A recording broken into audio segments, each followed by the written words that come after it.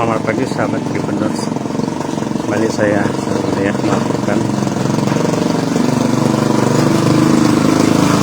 kali ini saya berada di kawasan Cagar Budaya Kampung Kapitan, wilayah Sari, Tujuh.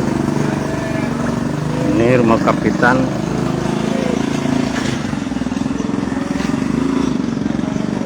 Ini sudah sedikit mengalami perbaikan di sebelah kiri. Ini terlihat ada gedung kasih atau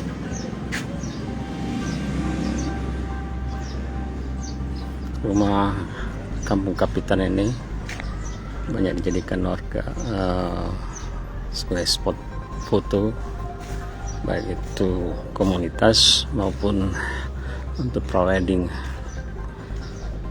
Seperti yang terlihat ini.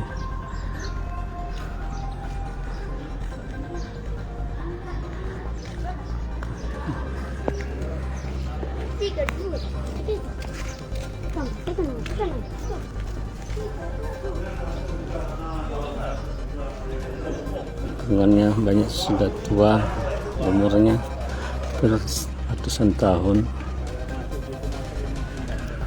Cara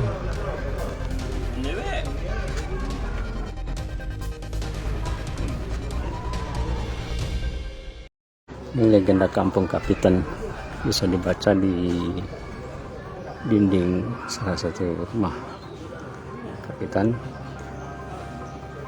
Kampung Kapitan ini merupakan perumahan seluas 100.